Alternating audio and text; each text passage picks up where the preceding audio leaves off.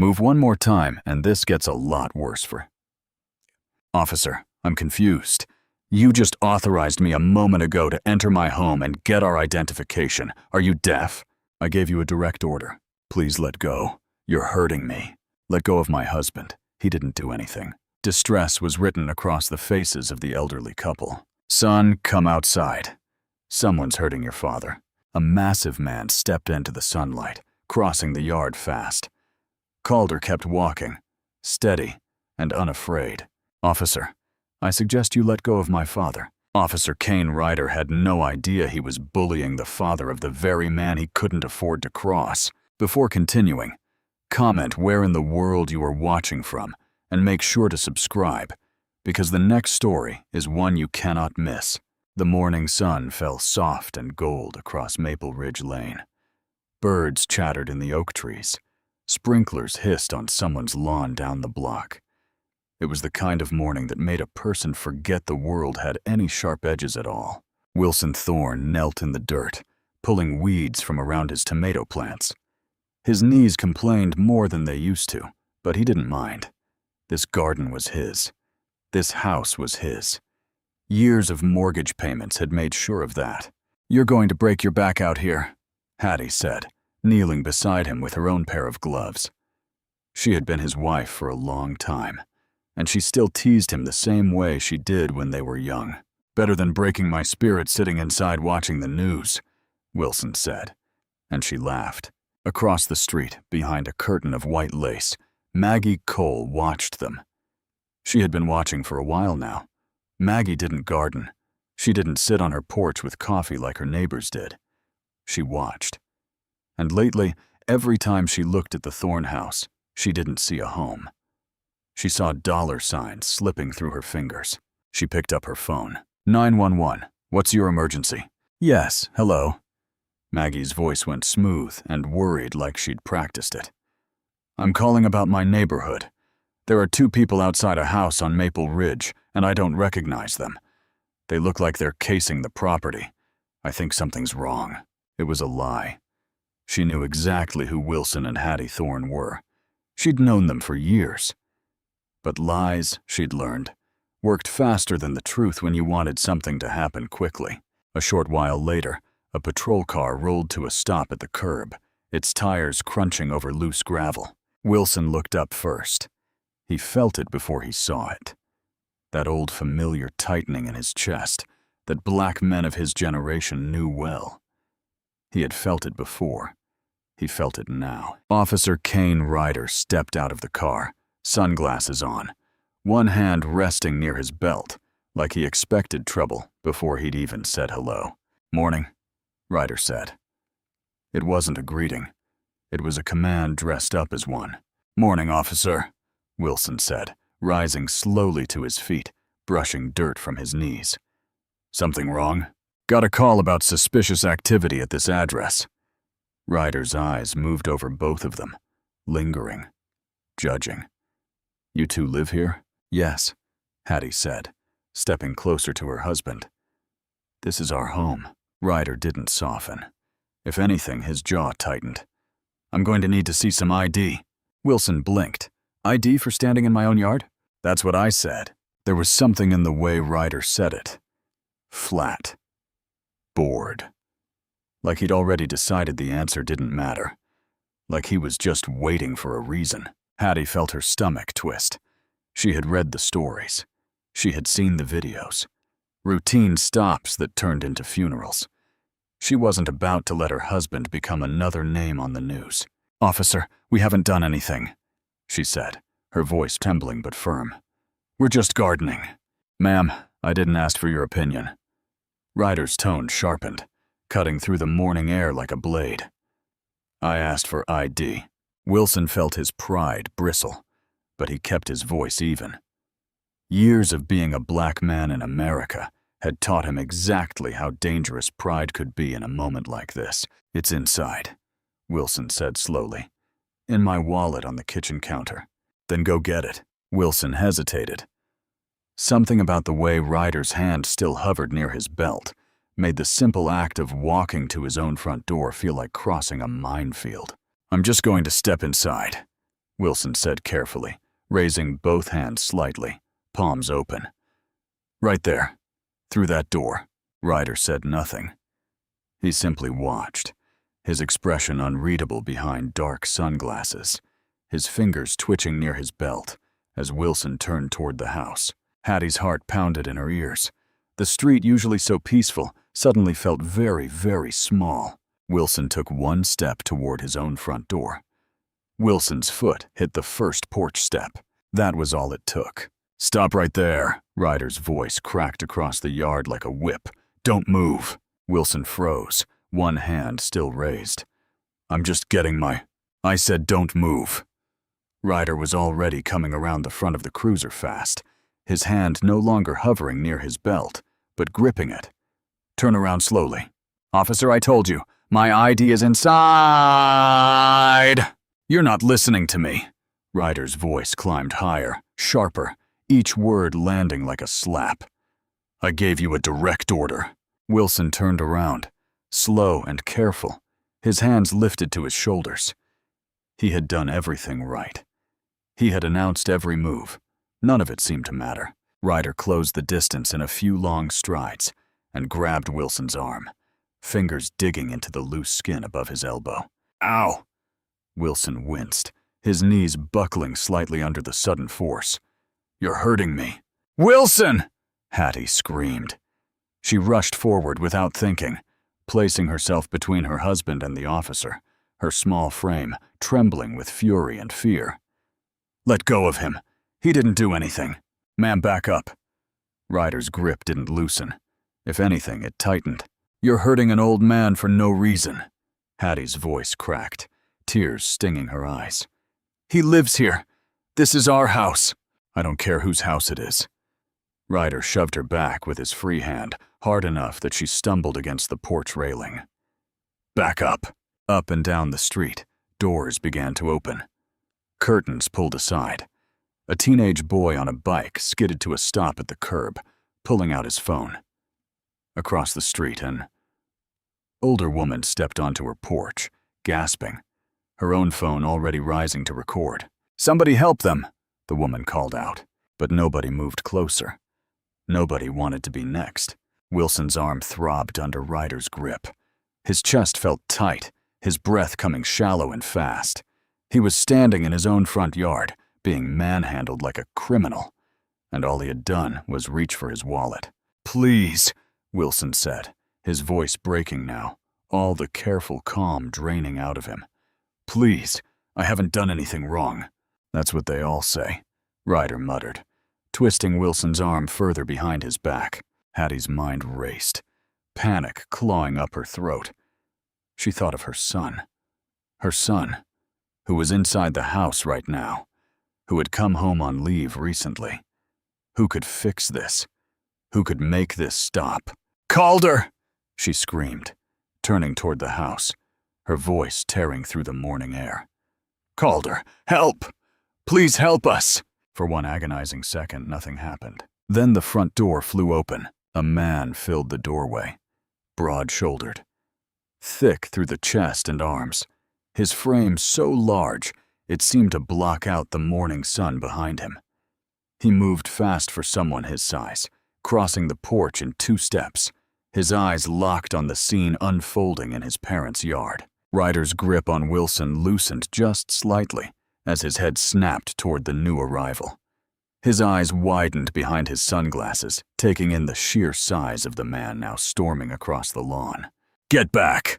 Ryder barked, releasing Wilson and pivoting fully, his hand dropping to the taser on his hip. "Sir, I need you to stop right there." Calder didn't stop walking. He didn't run either.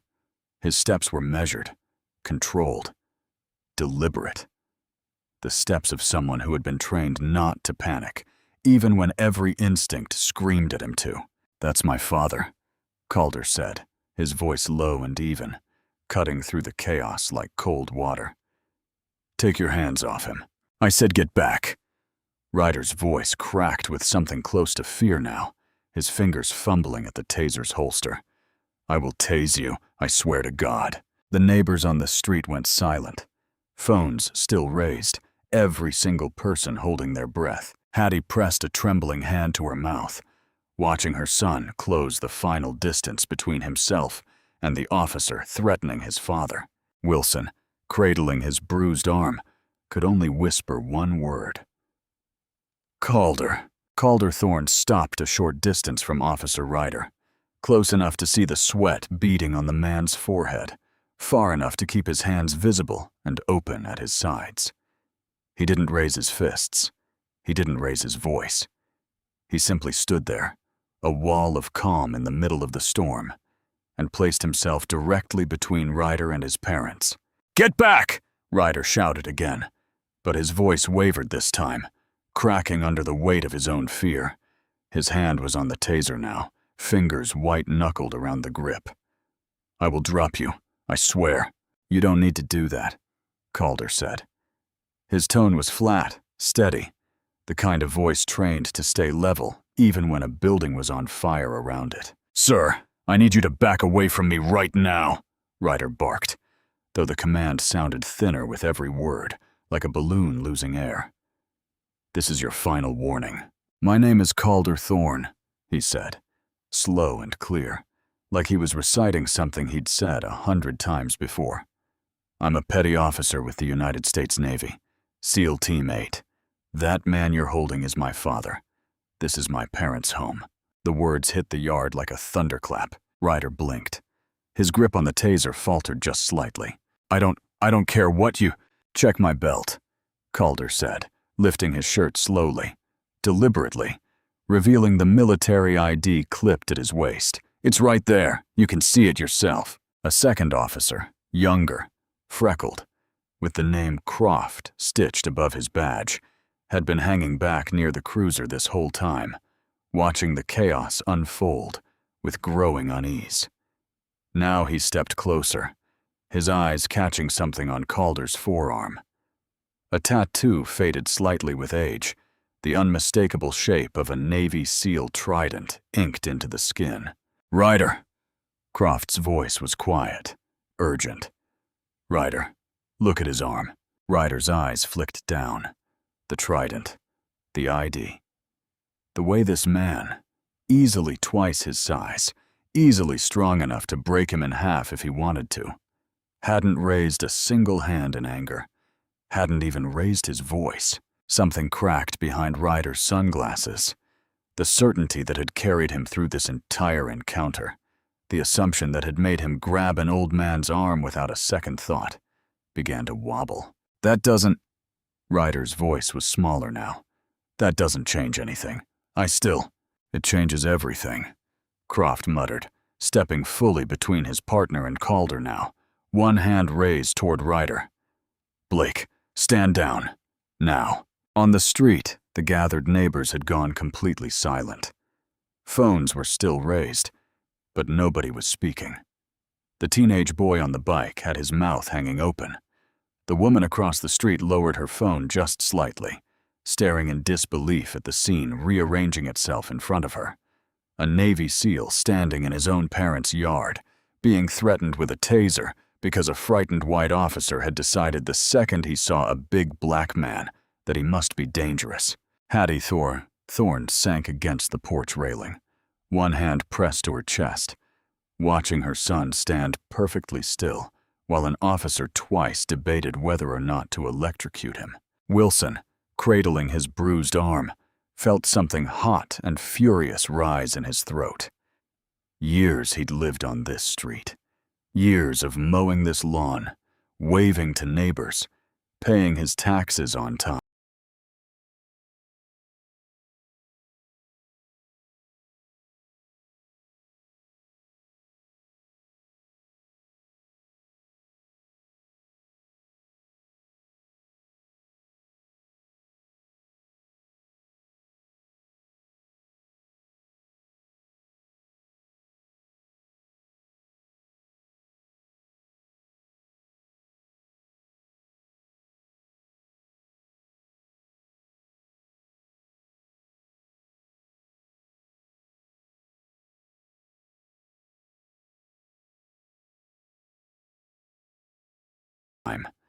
and it had taken his son announcing his military rank for an officer to finally see him as a human being instead of a threat.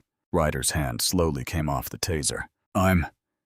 He swallowed hard, glancing at the crowd of phones still pointed at him, at his partner's pale, horrified face, at the old man holding his bruised arm just a few feet away. I'm going to need everyone to just calm down. Calder didn't move. He didn't blink. He simply watched the officer who seconds ago had been ready to tase him in his own front yard. We are calm, Calder said quietly. You're the one who needs to think very carefully about what you do next. The street held its breath, waiting to see if Officer Kane Ryder would listen. Officer Ryder lowered his hand fully from his belt, but his face was still flushed, still tight with the kind of anger that comes from being humiliated in front of an audience. All right. His voice came out clipped, forced. All right, everybody. Just back off. Show's over.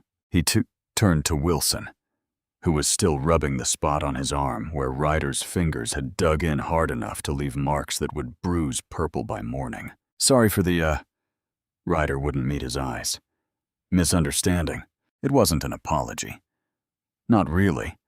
It was the sound a man makes when he wants the moment to end. Not the sound a man makes when he means it. Wilson heard the difference. So did Hattie. So did every neighbor still standing on their porches with phones in hand. Officer Croft placed a hand on Ryder's shoulder, steering him back toward the cruiser before he could make things worse. Let's go, Blake. Now. The two officers climbed into their patrol car. Ryder didn't look back as the engine started. The cruiser pulled away from the curb, leaving tire marks of gravel scattered across the street, and within a minute, it had turned the corner and disappeared. Slowly, the neighbors began retreating into their homes. Phones lowered. Doors closed. The street, which moments ago had been frozen in collective horror, returned to its ordinary morning rhythm, as if nothing had happened at all. As if an elderly man hadn't just been grabbed and threatened in his own yard.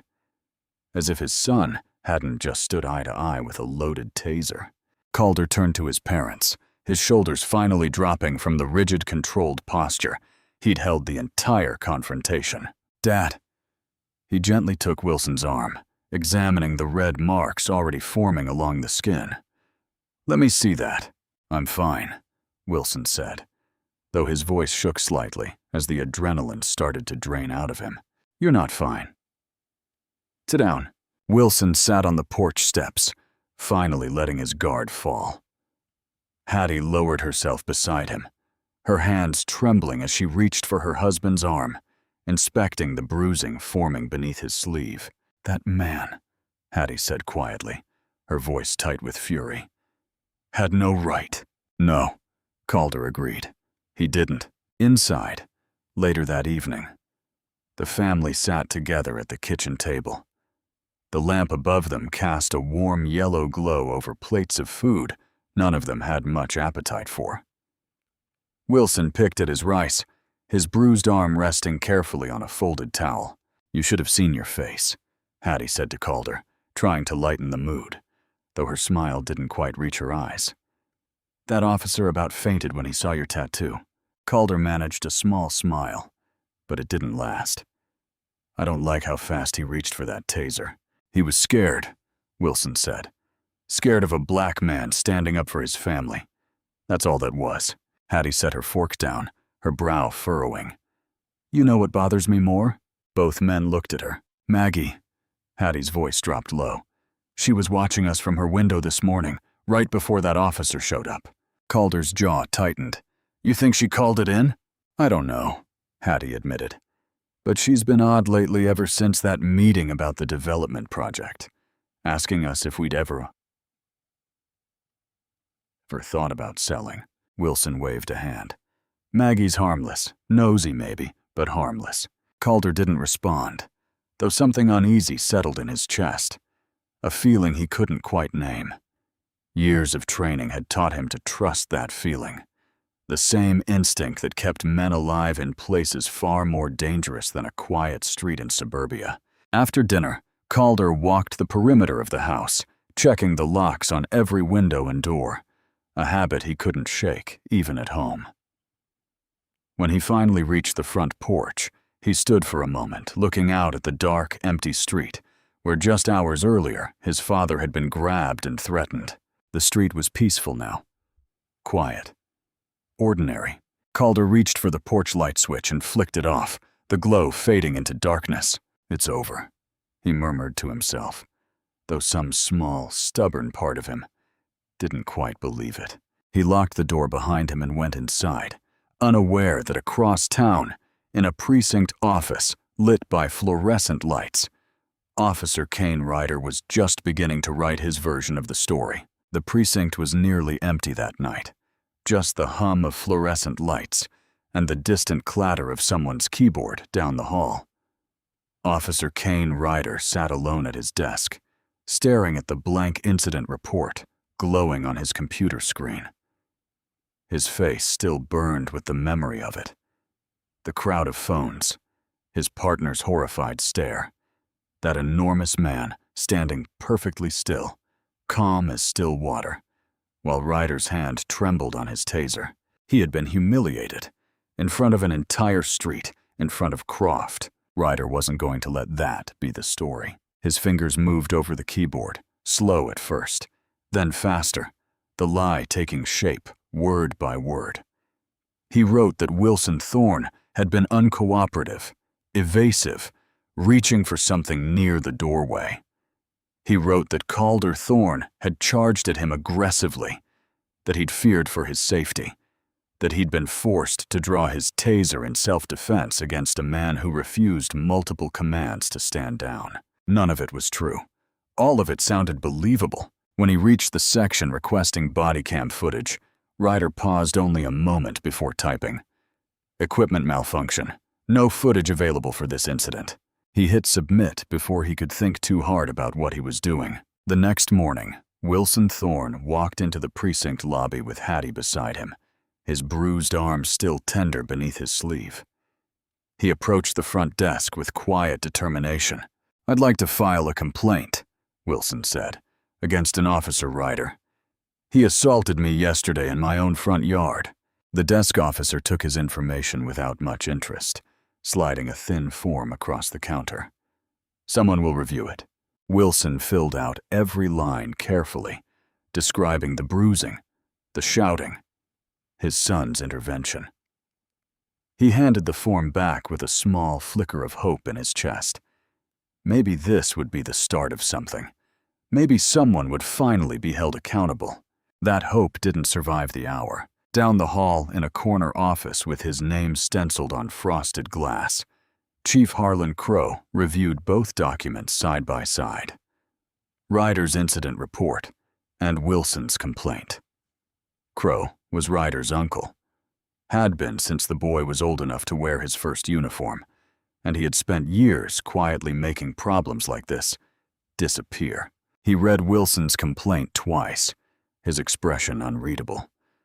Then he slid it into a drawer and closed it. The way a man closes a door, he has no intention of opening again. "Damn fool kid," Crow muttered to himself, though there was no real anger in it, just the tired resignation of a man who had cleaned up after his nephew more times than he could count. He pulled Ryder's report toward him instead, scanning the fabricated account of an aggressive, resisting suspect. It was sloppy. It was obvious. But it was also exactly what Crow needed. He picked up his phone and dialed the district attorney's office. "I need a warrant pushed through," Crow said.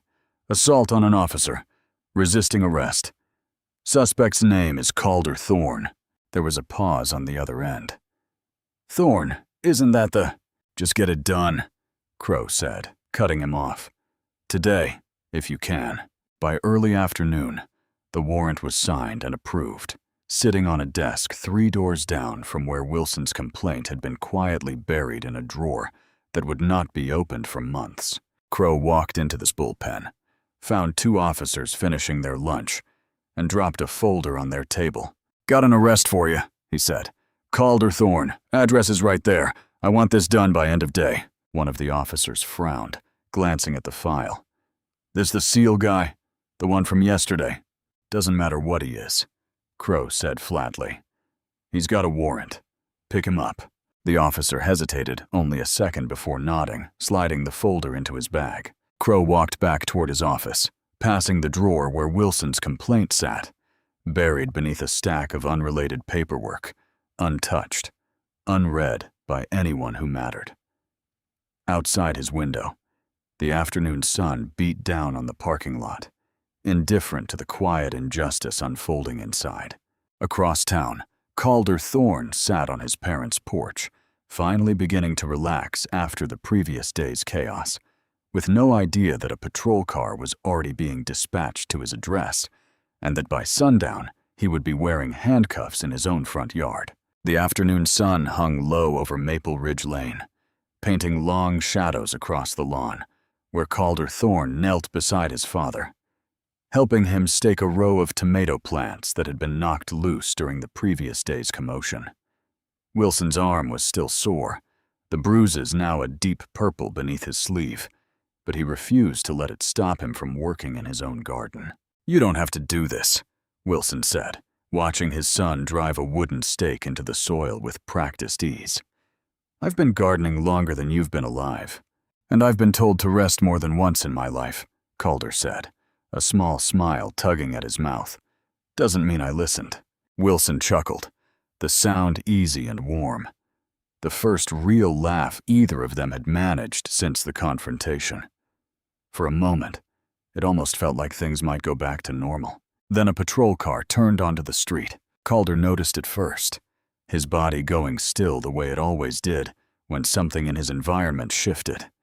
He watched the cruiser slow, then stop directly in front of the house. Two officers stepped out, hands resting on their belts, their expressions hard and unreadable. Behind them, a second car pulled up. Officer Kane Ryder climbed out of his cruiser and leaned against the door, arms crossed, a thin, satisfied smile creeping across his face. "Calder Thorne," one of the officers called out, walking up the path with a folded paper in hand. Calder rose slowly, brushing dirt from his knees. "That's me. We have a warrant for your arrest. Assault on a police officer. Resisting arrest." The words hit the yard like a gunshot. "What?" Wilson scrambled to his feet, his bruised arm forgotten. "That's a lie. He's the one who attacked us." "Sir, step back," the officer said, already pulling handcuffs from his belt.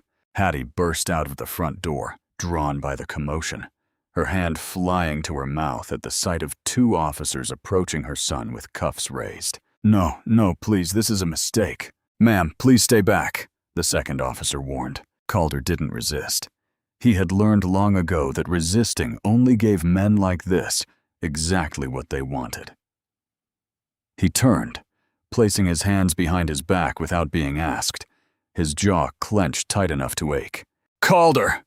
Hattie's scream tore through the street as the cold metal clicked shut around her son's wrists. Ryder watched from beside his cruiser, arms still crossed, his smile widening just slightly. This was the moment he'd been waiting for since the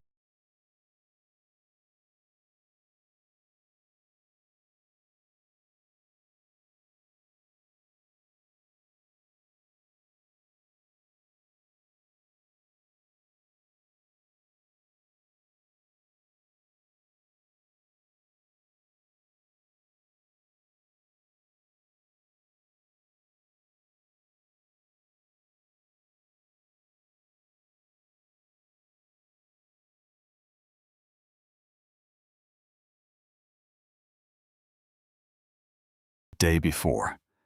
The moment the giant who had humiliated him in front of an entire street would finally be put in his place.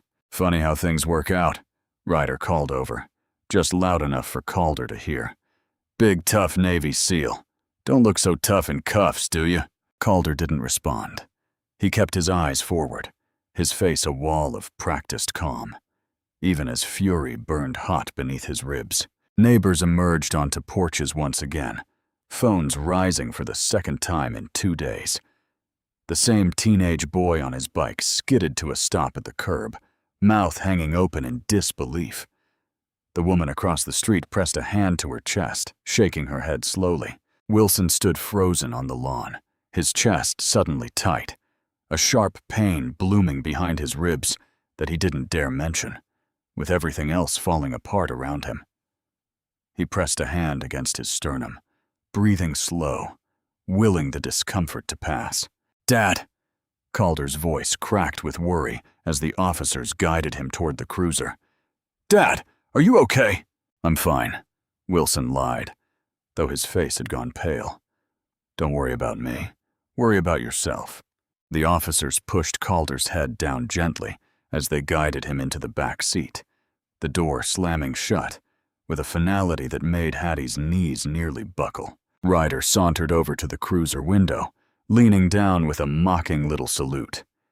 "Welcome to the system, hero." The car pulled away from the curb, leaving Hattie sobbing on the lawn, and Wilson standing pale and shaken beside her, his hand still pressed against his aching chest. By that evening, a grainy cell phone video of the arrest had already begun spreading online.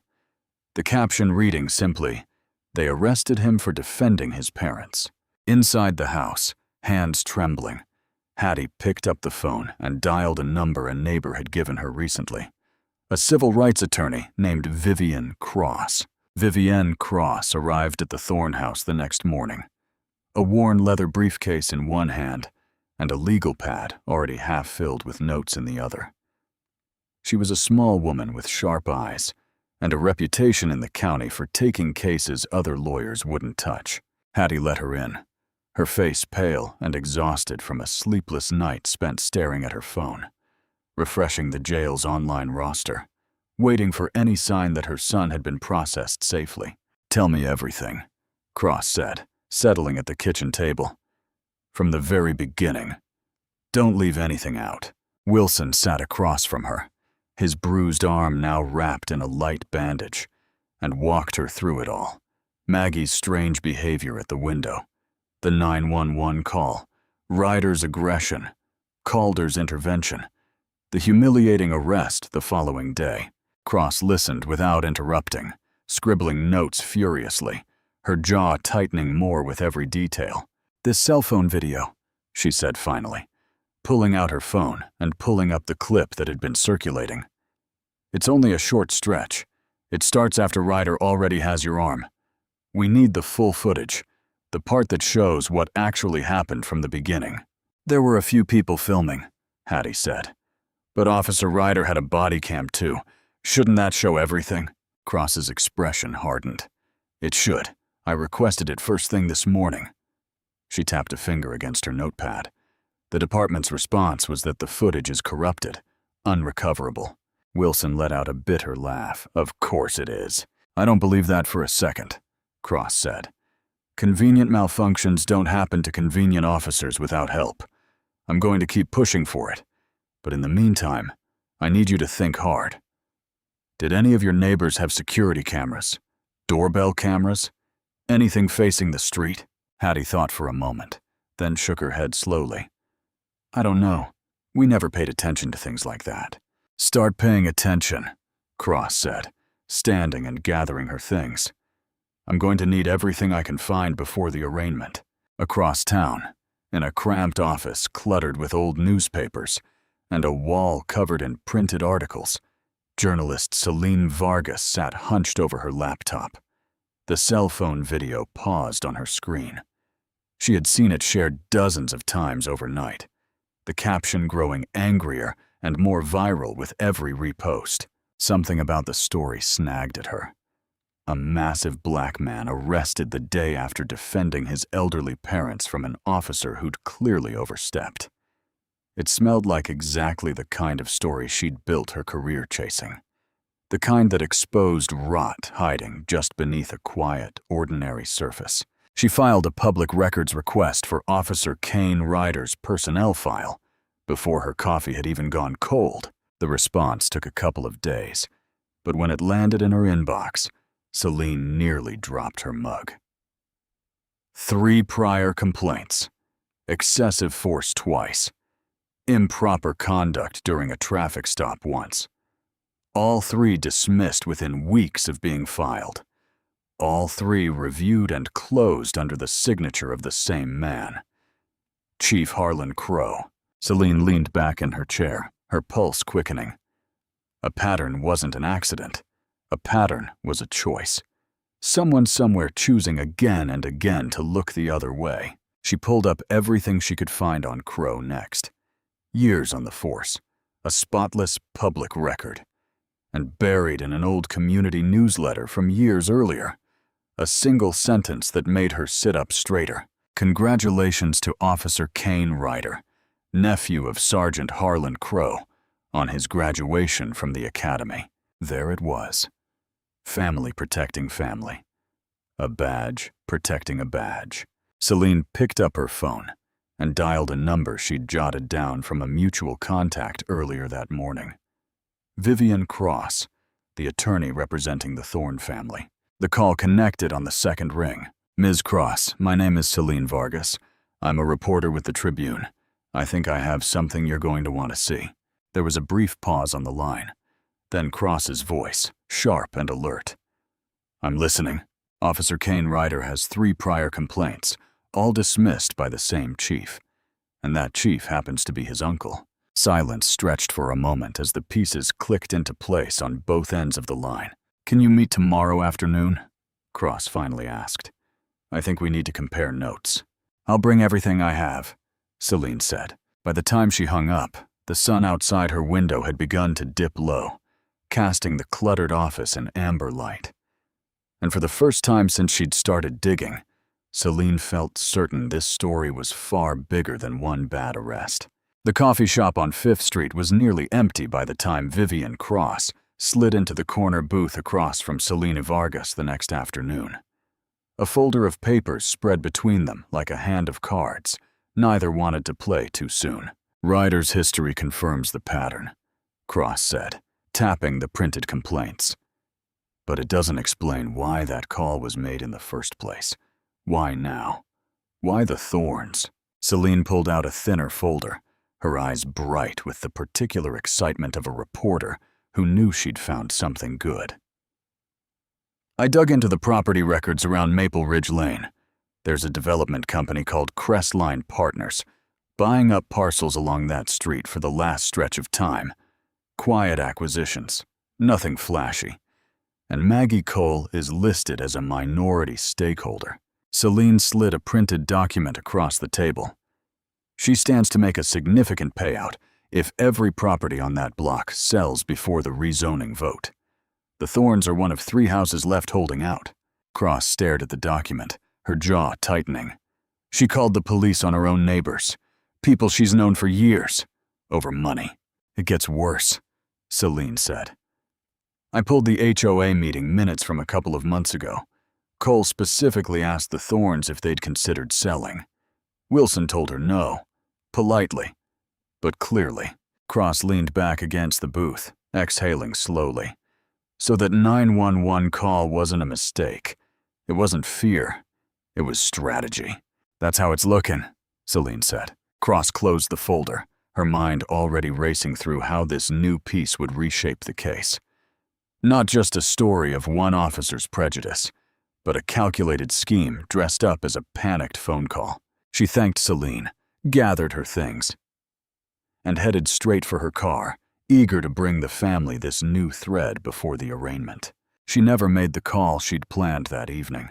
Inside the Thorne house, Wilson sat in his recliner, a cup of untouched tea cooling on the side table, his face pale and clammy, despite the warm evening air drifting through the open window. Wilson. Hattie looked up from the couch, noticing the strange stillness in her husband's posture. You all right?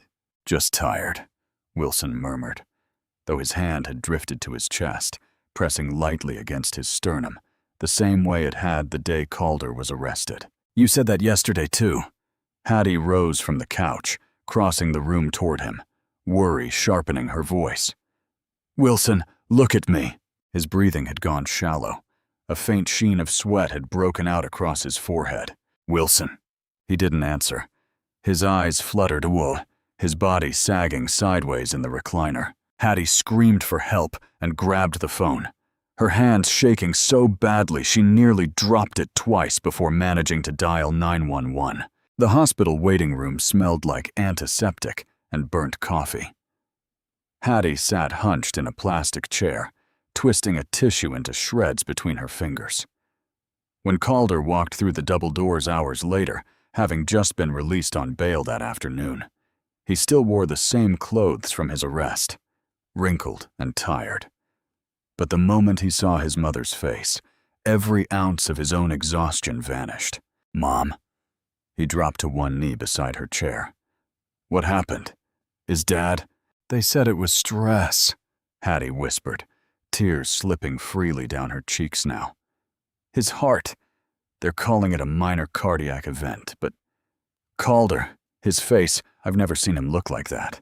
A doctor emerged a few minutes later, explaining gently that Wilson was stable, that they were keeping him overnight for observation, that stress had clearly taken a toll on a heart already strained by age and grief. Calder sat beside his father's hospital bed, long into the night, watching the slow, steady rise and fall of his chest. The soft beeping of machines the only sound in the dim room. Wilson's hand, still bruised from Ryder's grip days earlier, rested limp against the white blanket. "This is my fault," Calder murmured to the empty room. "If I hadn't stepped outside." "Don't you dare!" Wilson's voice rasped, eyes fluttering open. "Don't you dare blame yourself for standing up for your family." Calder's throat tightened. "Dad!" "I'm proud of you," Wilson said, his voice weak but certain. "No matter what happens next, I need you to know that." Calder reached out, gently taking his father's bruised hand in his own, and for a long while, neither of them said anything else. By morning, Wilson was discharged with strict orders to rest, and Vivian Cross arrived at the house that evening with the news about Maggie Cole, hoping the truth might finally begin tipping the scales back in the family's favor. The story broke early in the morning, splashed across the Tribune's website beneath a headline that spread like wildfire before most of the city had finished its first cup of coffee. Pattern of abuse, officer's history of complaints, buried by family connections. Celine Vargas had written every word carefully, laying out the 3 dismissed complaints against Officer Kane Ryder, the family relationship with Chief Harlan Crow, and the timeline connecting it all to the arrest of a decorated Navy SEAL defending his elderly parents. By midday, the article had been shared thousands of times. By evening, local news vans were parked outside the precinct. The pressure worked fast. That afternoon, Vivian Cross received a call from a contact inside Internal Affairs, confirming that a formal investigation had been opened, not just into Ryder's conduct, but into Crow's handling of every complaint that had crossed his desk in recent years. "This is real movement," Cross told the Thorns that evening, sitting at their kitchen table with a folder of fresh notes. "Investigations like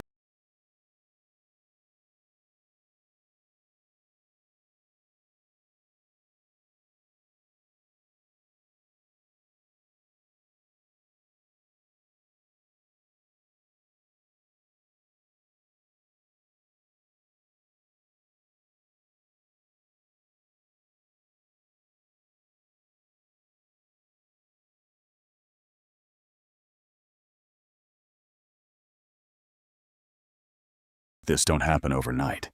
Somebody upstairs is finally paying attention." Wilson, still recovering and under doctor's orders to take it easy, sat in his chair with a blanket draped over his knees, listening with cautious hope flickering behind tired eyes. The momentum grew stronger the next day when a retired officer named Bernard Hale contacted Internal Affairs directly, offering to testify about an incident years earlier where he'd witnessed Ryder shove a handcuffed suspect face first into a patrol car for no reason other than the man mouthing off. Hale had filed a report at the time. It had vanished into the same drawer as every other complaint. "He's corroborating everything," Cross told Hattie over the phone, her voice carrying a rare note of excitement. A retired officer with nothing to gain by lying. This is exactly the kind of witness that moves a case.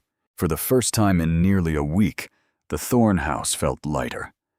That evening, Hattie cooked a full dinner. Fried chicken, collard greens, cornbread still warm from the oven, filling the kitchen with smells that hadn't drifted through the house since before any of this began.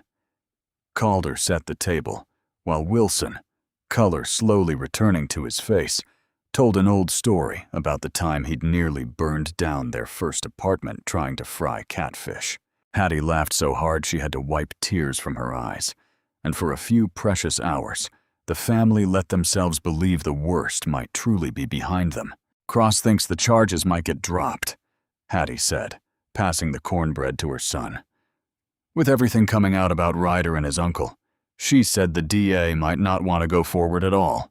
Calder allowed himself a small, cautious smile. I'd like to believe that. Believe it, Wilson said firmly. After everything we've survived, we deserve some good news. Just as they were finishing dinner, Calder's phone buzzed against the table. He glanced at the screen, his stomach tightening when he saw the caller ID, his commanding officer's administrative office. He stepped into the hallway to answer, his family's laughter fading slightly behind him. Petty Officer Thorne, the voice on the other end said, crisp and formal. We're calling regarding the pending charge against you. Command has been made aware of the situation and the ongoing local investigation. Yes, sir, Calder said, bracing himself. I want to be straightforward with you. A pending assault charge, regardless of circumstances, puts your security clearance under review. We're monitoring the situation closely, but until this is resolved, your status remains uncertain. Calder closed his eyes, pressing a hand against the wall to steady himself. Everything he'd worked for, years of training, deployments, sacrifice, hanging in the balance because of a lie. Typed up by a man who couldn't stand being humiliated in front of a crowd. Understood, sir, Calder said, his voice carefully even, despite the weight settling in his chest. Thank you for letting me know. The call ended, and Calder stood alone in the hallway for a long moment, staring at the warm light spilling from the kitchen, where his family's laughter had finally returned. He didn't want to ruin the moment. Not tonight. Not after the week they'd all survived. He took a slow breath, pushed his shoulders back, and walked into the kitchen with a smile fixed carefully in place. Everything okay? Hattie asked. Sitting up from the table. Everything's fine, Calder said, sitting back down beside his father. But as he reached for his fork, the warmth of the dinner couldn't quite chase away the cold knot tightening in his stomach. The quiet fear that the hope filling this kitchen tonight might not survive the days ahead. Chief Harlan Crow sat across from the district attorney in a small conference room downtown, the morning light cutting hard lines across the table between them. He'd requested this meeting himself before the internal affairs investigation could gain any more ground. I'm aware of the article, Crow said, keeping his voice measured, controlled. I'm aware of the optics, but Calder Thorne's charge has nothing to do with any of that. Assault is assault. The DA, a tired-looking man named Reginald Langford, rubbed his temples. Harlan, the whole department is under a microscope right now. If we push this forward, and it turns out your nephew lied, that's exactly why we should push it forward. Crow interrupted smoothly. If we drop it now, it looks like we're caving to pressure, like we're admitting guilt before any investigation even concludes. Let the courts sort out the truth. Internal affairs can run their review separately. Langford hesitated, weighing the political risk on both sides, then finally nodded. Fine, we proceed. But Harlan, if this falls apart, it falls on you. Crow forced a tight smile. It won't. He walked out of that meeting having bought himself time, but he knew time alone wouldn't be enough. The video. The video was still the real threat. That afternoon, a clip began circulating from an anonymous account, edited down to a few tight seconds. Calder crossing the lawn fast, fists clenched at his sides. Ryder stumbling backward with his hand on his taser. Cut. No context. No mention of Wilson being grabbed. No sign of Ryder's earlier aggression. Just a massive man charging an officer. The caption read, "Footage shows the hero lunging first. Judge for yourself." It spread faster than Celine's article ever had. By evening, the tide had turned violently. Comment sections filled with strangers calling Calder a thug, a liar, a danger to public safety.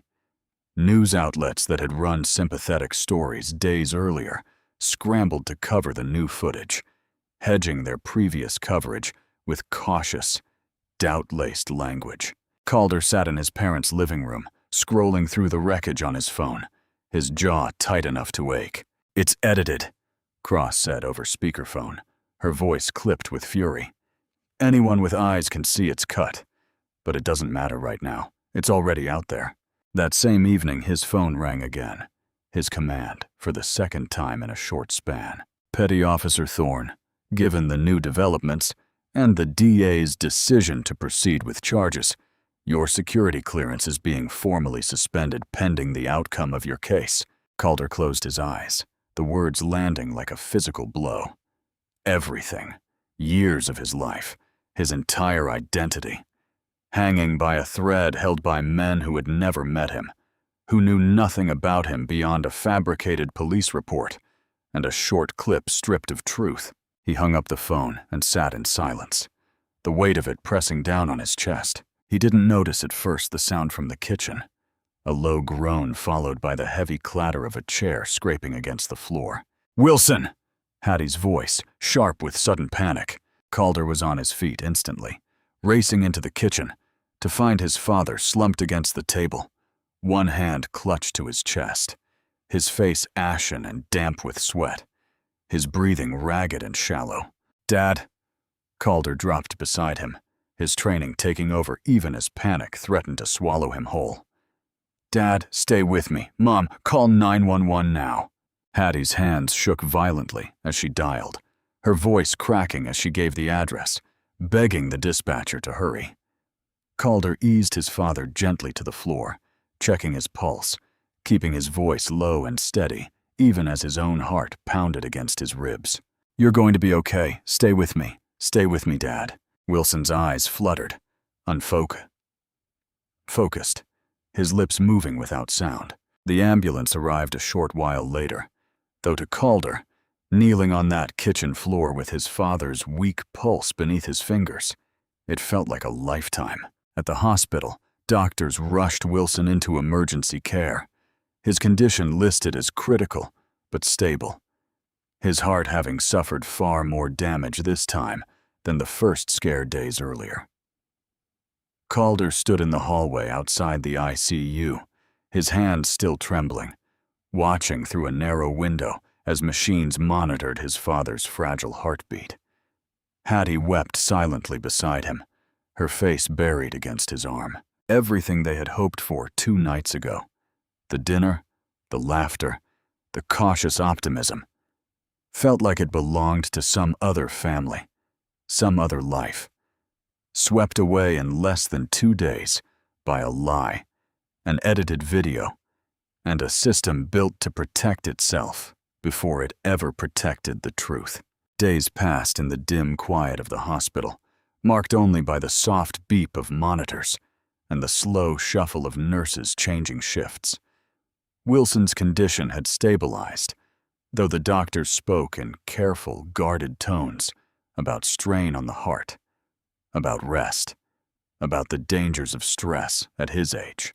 Hattie sat in the chair beside his bed, almost without moving, her hand wrapped around his, watching the steady rise and fall of his chest, like it was the only thing holding the world together. Calder paced the hallway outside, his phone gripped tight in one hand, the suspended clearance notice still glowing faintly on the screen from when he'd read it for the 10th time that morning. He felt useless in a way training had never prepared him for.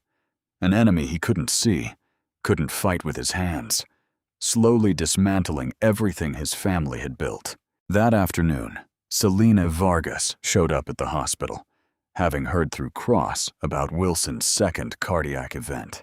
She found Hattie in the small family waiting room, sitting alone while Calder grabbed coffee down the hall. "Mrs. Thorne, I'm so sorry," Celine said gently, sitting beside her. "I won't take much of your time." Hattie studied the young reporter's face, searching for something. Sincerity, maybe, or simply someone willing to listen.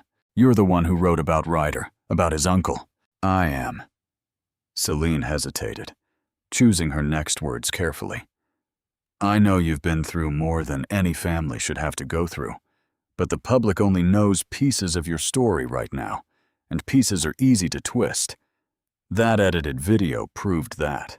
Hattie's jaw tightened. "They turned my son into a monster with a few seconds of film." "I know," Celine said, "and I think the only way to fix that is to let people hear the whole truth in your own words, not a clip, not a headline, you." Hattie was quiet for a long moment, staring down at her hands, worn from decades of gardening and dishwashing, and holding her family together through every storm life had thrown at them.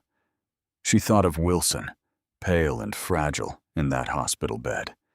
She thought of Calder, carrying guilt that wasn't his to carry.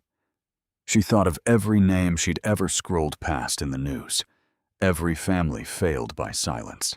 "All right," Hattie said finally, lifting her chin. "Ask me anything."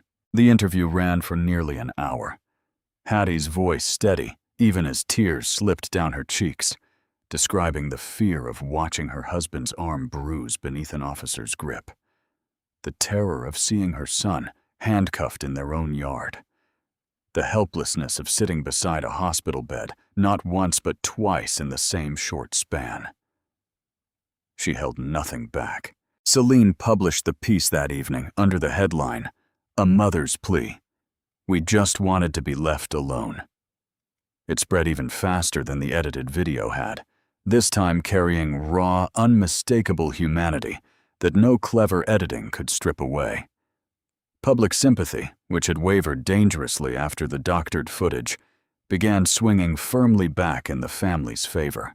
While Hattie sat with reporters, Vivian Cross spent her days going door to door along Maple Ridge Lane, knocking on porches, asking the same question again and again. "Do you have a security camera? Anything facing the street from the day of the first incident?" Most answers were apologetic shrugs. A few homes had cameras angled too narrowly to catch anything useful. By the fourth day of searching, Cross was running out of doors to knock on, frustration tightening behind her eyes with every dead end. She tried one last house at the end of the block, an elderly man named Otis Grant, who rarely left his property and kept an old, unfussy security system mounted above his garage, more out of habit than expectation of ever needing it. "I think it's still recording," Otis said, scratching his head. "Never bothered checking it. Don't even remember the last time I looked at the footage." Cross felt a flicker of hope she hadn't allowed herself in days. "Would you mind if I took a look?" Otis shrugged, leading her inside to an old computer connected to the camera system, the screen flickering to life with grainy time-stamped footage stretching back weeks. Cross scrolled carefully through the archive, her pulse quickening as she found the date of the first confrontation, the timestamp lining up perfectly with the morning Maggie Cole had made her call. Before she could pull up the actual clip, her phone buzzed sharply in her pocket. An unknown number, the caller ID simply reading U.S. Navy. She stepped outside onto Otis's porch, answering cautiously. "This is Vivian Cross." "Ms. Cross," a deep, steady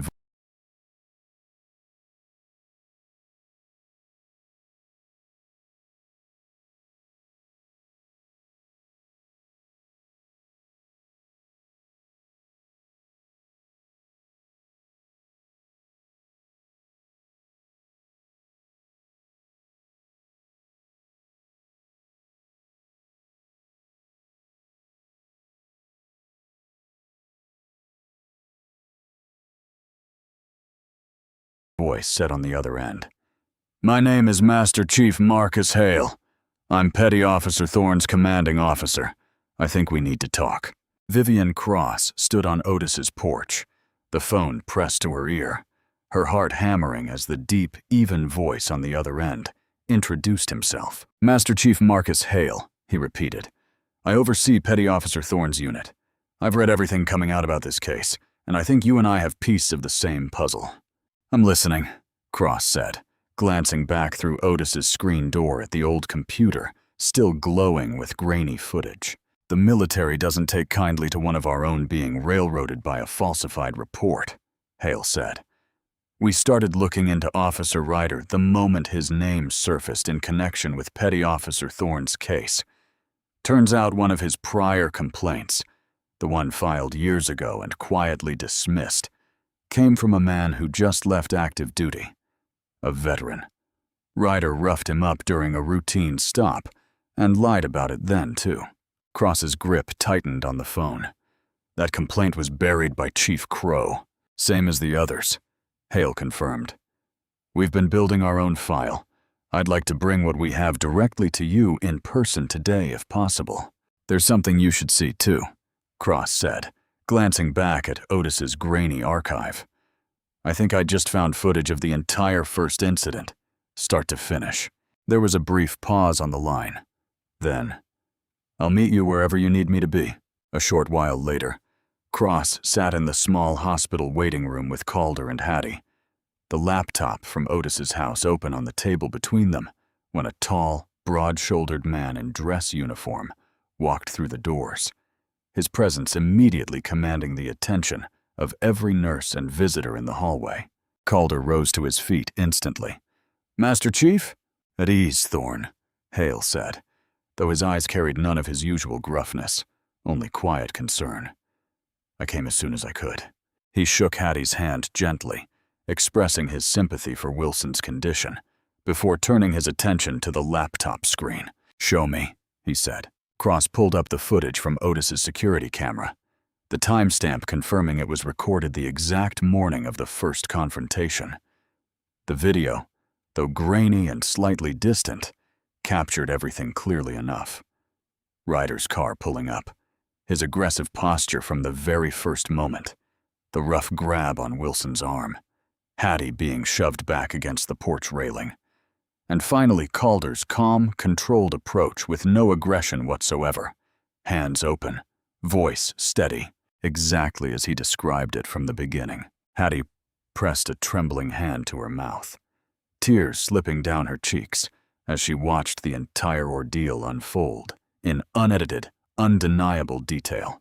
This changes everything, Cross murmured, already imagining how this footage would dismantle the doctored clip that had turned public opinion against them. Hale nodded grimly before opening a folder of his own, sliding it across the table. And this confirms a pattern that goes back further than anyone realized. Inside were copies of the original complaint filed years earlier by the veteran Ryder had assaulted during a traffic stop, a complaint that matched almost word for word the treatment Wilson had received, right down to the excessive force and the falsified report claiming resistance that never happened. Chief Crow buried this one too, Hale said. Stamped it unfounded within a week of it being filed. The veteran who filed it left the area not long after, convinced nothing would ever come of it. Cross exhaled slowly, the full shape of the conspiracy finally coming into focus. Not one bad cop protected by one careless chief, but a pattern stretching back years, deliberately concealed, deliberately ignored. This is enough, Cross said, her voice firm with resolve. This is more than enough. I want this handled the right way, Hale said, looking directly at Calder. Not buried in some quiet plea deal where Ryder gets a slap on the wrist and Crow walks away clean. I want this out in the open in front of everyone. Calder met his commanding officer's gaze, something steadying in his chest for the first time in days. I want that too. Cross closed the laptop carefully, already mapping out the path forward in her mind. Then we're not settling. We're forcing a public hearing. Every piece of this, the footage, the falsified reports, Cole's financial motive, Crow's cover-up, goes on record in front of the city where nobody can edit it down to a few seconds and call it the truth. Hattie looked toward the ICU doors, where her husband lay recovering just down the hall, and felt something fierce and unyielding settle into her chest.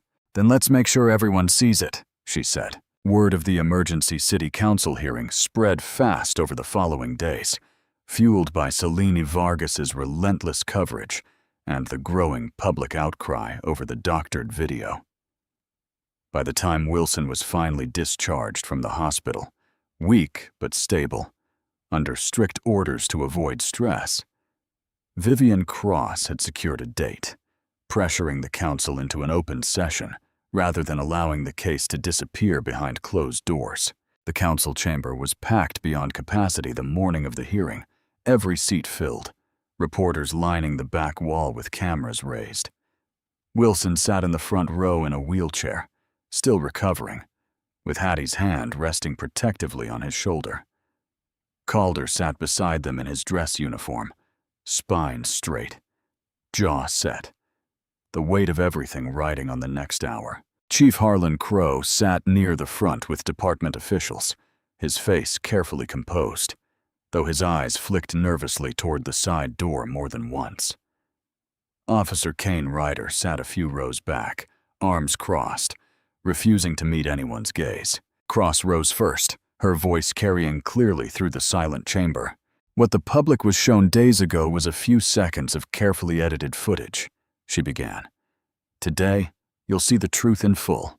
She played Otis's security footage on the chamber's projector, the grainy but unmistakable video unfolding before hundreds of eyes. Ryder's aggression from the very first moment, his grip tightening on Wilson's bruised arm. Hattie shoved back against the railing, and Calder's calm, controlled approach that followed. Gasps rippled through the crowd. Several council members exchanged grim, furious glances. "This is not a man who lunged at an officer," Cross said. "This is a son protecting his parents from an officer who never should have grabbed an elderly man in the first place." Master Chief Marcus Hale rose next, presenting the military's findings. The buried complaint from years earlier. The veteran assaulted under nearly identical circumstances. The pattern of dismissed reports stretching back further than anyone outside the department had known. "Chief Crow didn't just fail to investigate his nephew," Hale said, his voice steady and unflinching. "He actively protected a pattern of abuse for years, at the expense of every person who trusted this department to do its job." Crow's face had gone pale, his hands gripping the edge of his chair. Then Selene Vargas took her turn, reading aloud the financial records connecting Maggie Cole to Crestline Partners, the development company quietly buying up properties along Maple Ridge Lane, and the HOA meeting minutes proving Cole had personally pressured the Thorns to sell months before her 911 call. A murmur swept through the chamber, heads turning toward Maggie, who sat stiffly near the back, her face draining of color as every eye in the room settled on her. "Is it true," one council member asked, leaning forward, "that you stood to profit financially from your neighbors selling their home?" Maggie's mouth opened, closed, opened again. That call was about safety. I genuinely believed." "The records say otherwise," the council member said flatly, cutting her off. Maggie's voice cracked, her carefully composed story collapsing in real time, as the room watched the truth she'd hidden behind for weeks finally laid bare in front of the very community she'd tried to manipulate. Ryder, sensing the tide turning irreversibly against him, shifted uncomfortably in his seat, his earlier bravado nowhere to be found. "Officer Ryder," the council chair said, turning toward him directly, "do you have anything to say regarding the discrepancies between your official report and the footage just presented?" Ryder opened his mouth, but no convincing answer came. He glanced toward his uncle, searching for some lifeline that wasn't there anymore. Crow stared straight ahead, his jaw clenched, offering nothing. The silence stretched long and damning. Calder watched it all unfold from the front row, his father's hand finding his own and squeezing tight. His mother's quiet tears finally tears of something other than grief. The council chair finally rose, surveying the stunned chamber. Given the gravity of what's been presented today, this body requires immediate recess to determine appropriate action, she announced. We will reconvene within the hour.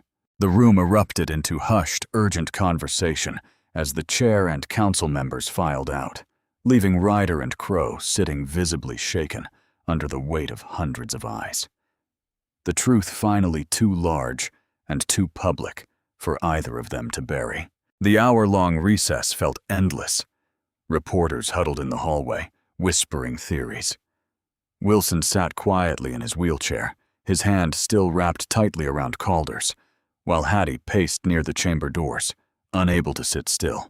When the council chair finally returned, the room fell silent so fast it seemed to suck the air out of the chamber. After reviewing the evidence presented today, the chair began, her voice carrying clearly through the microphone.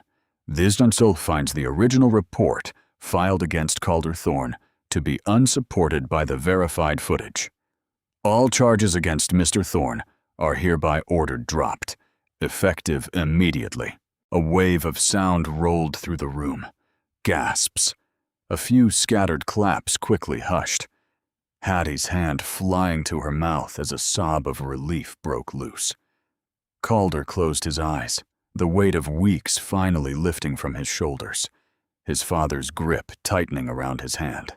The chair wasn't finished. Furthermore, given the evidence of falsified police reports and the destruction of body cam footage, this council is formally referring Officer Kane Ryder for criminal charges related to filing a false report and civil rights violations. Two uniformed officers standing near the side exit moved forward without hesitation. Ryder's face went white as they approached, his earlier arrogance completely gone. "Officer Ryder, you're under arrest," one of them said, pulling cuffs from his belt. The chamber erupted into murmurs as Ryder was turned, his hands secured behind his back. The same cold metal click that had once closed around Calder's wrists now closing around his own. He was led out past rows of stunned faces, past the same community members who had once watched silently as he humiliated an old man in his own yard. The chair turned next toward Crow, her expression hardening further. "Chief Crow, given clear evidence that you suppressed multiple legitimate complaints against your nephew over a period of years, this council has no confidence in your continued leadership of this department." Crow rose stiffly, his face a mask of controlled defeat. "I'll submit my resignation effective today," he said quietly, his voice stripped of the authority it once carried. "And I'll cooperate fully with any review." It wasn't an apology, but it was the closest thing to accountability the room would get from him, and for now, it would have to be enough. Finally, the chair's gaze settled on Maggie Cole, who sat frozen near the back of the room, her earlier explanations having crumbled completely under scrutiny. "Ms. Cole, this council is recommending an immediate restraining order be filed by the Thorne family, along with a full investigation into your involvement with Crestline Partners and any related harassment of your neighbors." Maggie said nothing.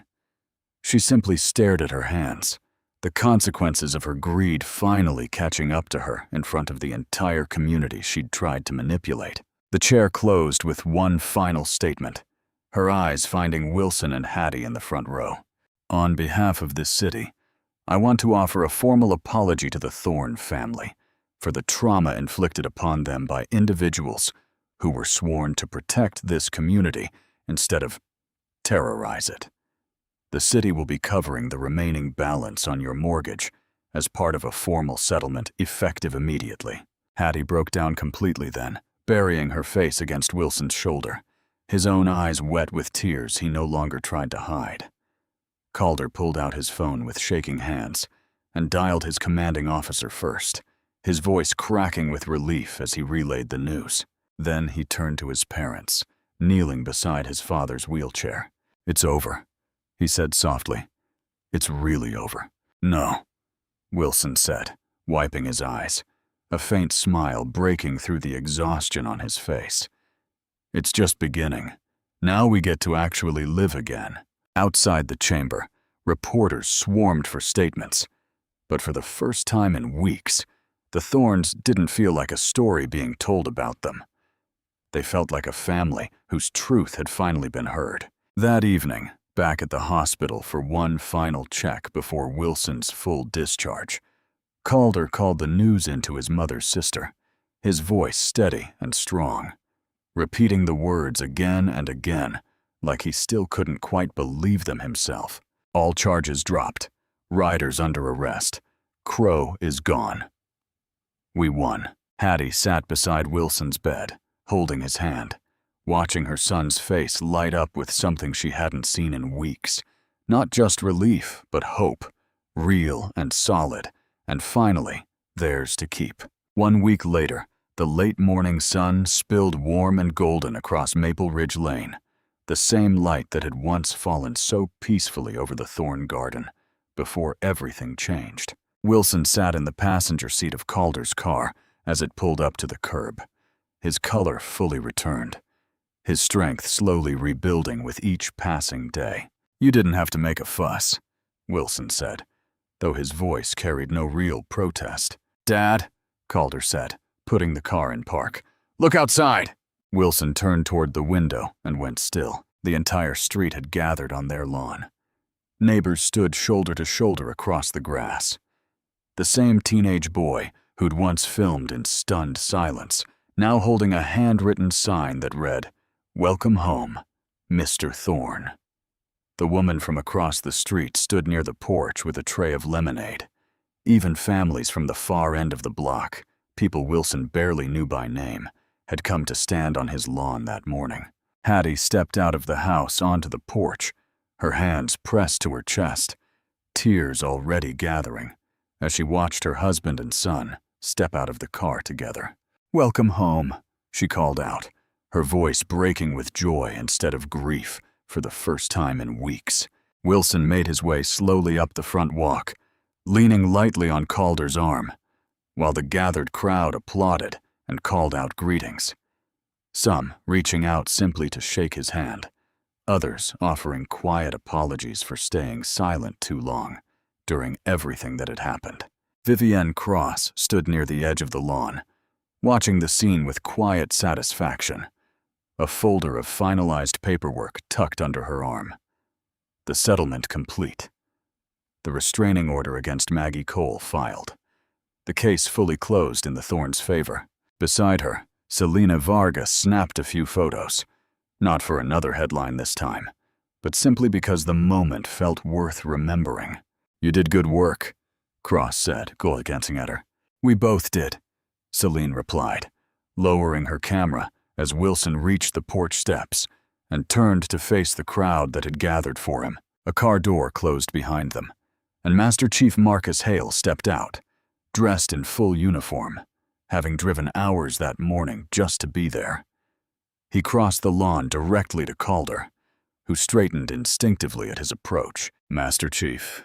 "At ease, Thorn." Hale extended a hand, his grip firm. "Your clearance has been fully reinstated, effective immediately." Calder exhaled, something in his chest finally loosening after weeks of uncertainty. "Thank you, sir." "Don't thank me," Hale said, his eyes drifting briefly to Wilson and Hattie standing together on the porch. "You earned this the moment you put your family first and your training second. That's exactly the kind of man this uniform should represent." Calder nodded, unable to find words equal to the moment, and simply shook his commanding officer's hand again, firmer this time. The afternoon unfolded slowly and warmly. Plates of food passed between neighbors, who had once only waved politely from across the street, now sharing stories and laughter on the Thorns' lawn, like old friends. Wilson held court from a lawn chair someone had brought out for him, recounting old memories, occasionally glancing toward Calder with quiet pride whenever his son's name came up in conversation. Hattie moved through the crowd, hugging neighbors, thanking Cross and Vargas individually, her earlier exhaustion replaced by something lighter, something that almost felt like peace. As the sun began its slow descent behind the rooftops, the crowd gradually thinned, neighbors drifting back to their own homes, until finally only the thorns remained on the porch, the lawn quiet again, the chairs and tables waiting to be folded away. Calder stood at the top of the porch steps, looking out over the street where it had all begun. The same patch of grass where his father had once been grabbed, the same spot where he himself had once stood between his parents and a man who saw only a threat instead of a son. He turned to face Wilson and Hattie, standing together by the front door, watching him with eyes full of quiet pride. Calder straightened his shoulders, squared his stance, and raised his hand in a slow, formal salute. Wilson's chin lifted. Hattie's hand found her husband's, gripping it tightly. Down the street, a few lingering neighbors who'd paused to watch began to clap, the sound rising softly into the evening air, carrying across the lawn that had witnessed both their darkest day and now, finally, their brightest one. If you enjoyed the story, leave a like to support my channel and subscribe so that you don't miss out on the next one. On the screen, I have picked 2 special stories just for you. Have a wonderful day.